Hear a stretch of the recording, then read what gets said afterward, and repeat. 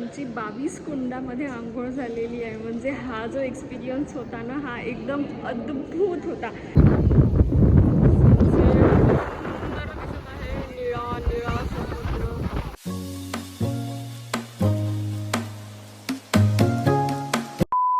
Welcome back to another vlog of Shruti आणि बरंच काही. मी श्रुती तुम्हा सगळ्यांचं खूप खूप मनापासून स्वागत करते.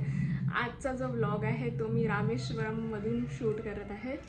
जसं मी तुम्हाला काल सांगितलं होतं की आज आम्ही ज्योतिर्लिंगाचं दर्शन करायला जाणार आहोत. सो आज आम्ही रामेश्वरमचं जे ज्योतिर्लिंग आहे तिथलं दर्शन करायला आलेलो आहे. सो कोडाईकनालपासून रामेश्वरम 300 किलोमीटर होतं. तर आम्हाला नियर अबाउट 6 ते 6.5 तास लागले आणि आजच दर्शन करायचं होतं आम्हाला. त्याचे जे डोअर्स आहे सकाळी 12पर्यंत ओपन असतात, तरी संध्याकाळी 4 नंतर ओपन होतात असं आहे. तर म्हणून आम्हाला 4 वाजताचं, कारण सकाळचं तर पॉसिबल नव्हतं, तरी आम्ही सकाळी 6:30 वाजता निघालो आणि आम्हाला हॉटेलवर यायला 1:30 वाजला.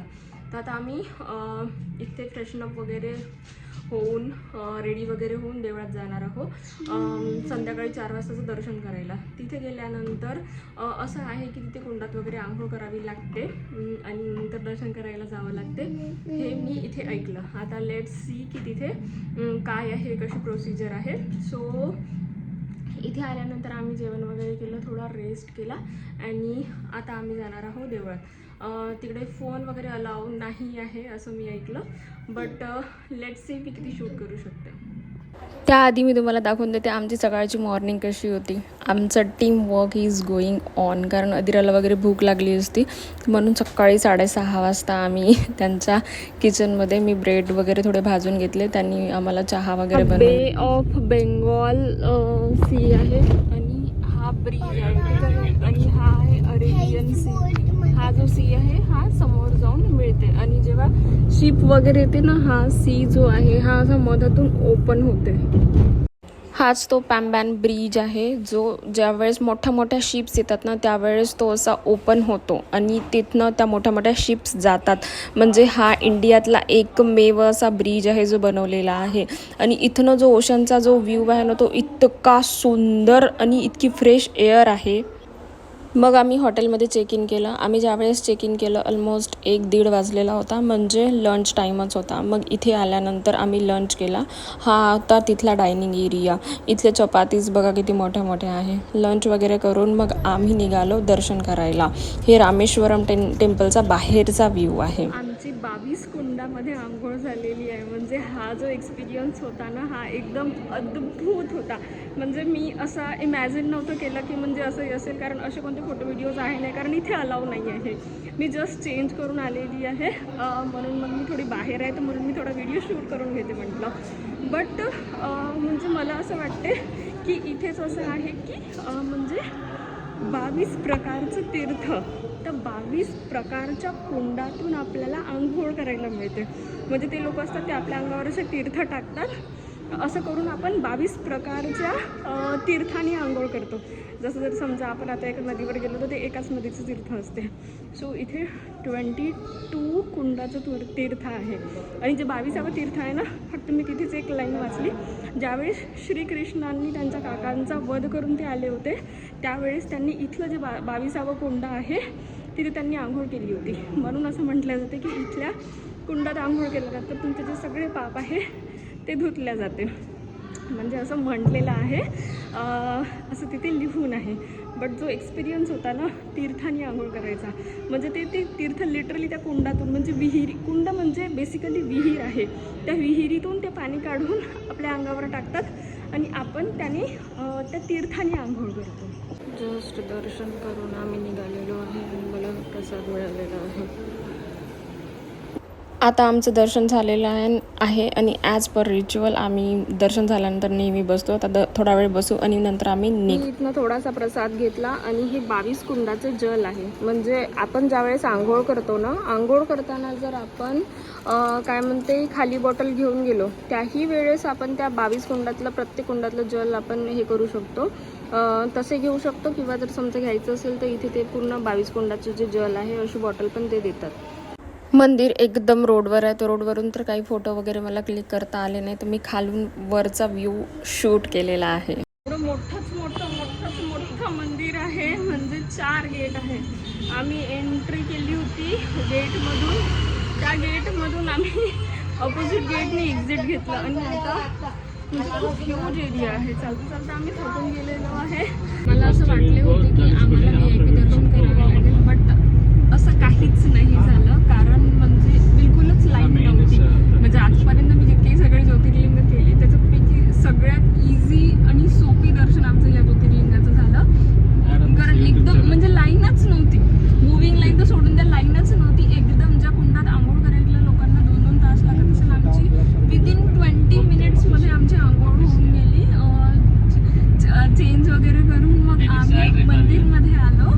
आणि खरंच मंदिर इतकं मोठं आहे, इतकं मोठं आहे, इतकं मोठं आहे. हर दिशेने 4 दिशेने गेट आहे आणि आम्ही वेस्ट साईडने एंट्री केली होती. आणि म्हणजे आमच्या चप्पल वगैरे तिथेच ठेवून होत्या. मग ते वेस्ट गेट शोधता म्हणजे आम्ही इतकं फिरलो. आणि लाईन नसल्यामुळे आम्हाला समजतही नव्हतं देवाचं दर्शन करायला मेन द्वार कुठे आहे, काय कसं आहे. खूप शोधत विचारत जावं लागलं. इतकं मोठं मंदिर आहे. बट ह्या ज्या ज्योतिर्लिंगाचं जे दर्शन आहे ना, ते खूप छान झालं. आणि त्याच्यानंतर नेक्स्ट आहे श्रावण महिना सुरू आहे. श्रावण महिन्यात माझे यावर्षी 2 ज्योतिर्लिंग मला करायला मिळाले. म्हणजे I am so blessed. So आणि आता आम्ही चाललेलो आहोत नेक्स्ट म्हणजे नेक्स्ट तमिळनाडूमध्ये. तर 5:30 पर्यंत सगळ्या गोष्टी बंद होऊन जातात. विदिन अवर आमचं सगळंच होऊन गेलं. म्हणजे आंघोळ, दर्शन वगैरे सगळं. आता आम्ही नेक्स्ट लोकेशन चाललेलो. यांचं नाव सांगितलं. इथनं नेक्स्ट आम्ही चाललो कोथांबरा टेम्पलमध्ये, जिथे विभीषणचा राज्याभिषेक झाला होता. एक लंकेमध्ये पण झाला होता आणि एक इथे पण त्यांचा राज्याभिषेक झाला होता. म्हणून हे टेम्पल तिथे त्याच्यासाठी फेमस आहे.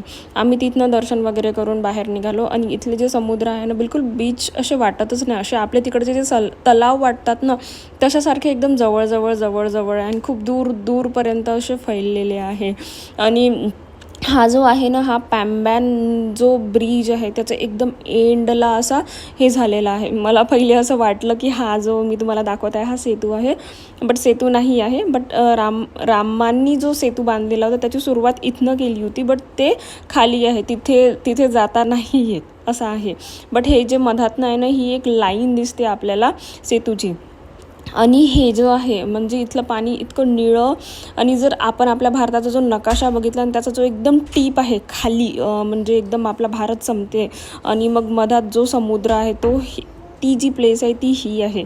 म्हणजे इथनं यू वोंट बिलीव्ह, श्रीलंका फक्त 7 किलोमीटरवर आहे.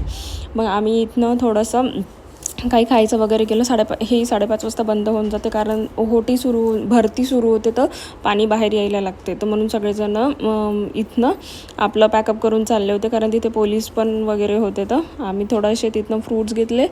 मी मँगो वगैरे घेतले. इथेही मंकीज होते आम्हाला कंपनी द्यायला. त्याच्यानंतर आम्ही थोडं तिथे बीचवर बसलो. आणि इथे माहिती आहे का काय झालं, मी फोन काढायला गेली आणि फोन काढता त्याच्यातून पैसे निघाले. तर आमच्या याच्यात जितकेही पैसे होते सर्व असे उडाले. आम्ही शोधत होतो. मग संध्याकाळी आम्ही आलो. संध्याकाळी लंचमध्ये व्हेरायटी ऑफ फूड होतं. राईस होता, मिक्स व्हेज होती, पनीर होतं, फुलका, दाल, चावल सगळं होतं. आणि टेस्ट छान. डिनर झालेला आहे. आणि आजचा जो दिवस होता थोडा खूप जास्त हेक्टिक होता, कारण इतका लॉंग ट्रॅव्हल होता. 6 to 7 अवर्सचा ट्रॅव्हलिंग टाईम होता. आणि त्याच्यात म्हणजे ऑफकोर्स थकलं होतं. आणि मग नंतर हॉटेलवर वगैरे आल्यावर थोडा वेळ म्हणजे हार्डली 1 ते 1.5 तास आम्ही होतो. तर मग तेच फ्रेशनअप वगैरे झालो, रेडी वगैरे झालो, कारण मंदिरमध्ये पण जायचं होतं. मग तिकडे मंदिरात दर्शन वगैरे झालं. त्याच्यानंतर तुम्ही बघितलं असेल आम्ही एकदम पॉईंट्स फिरून आलं.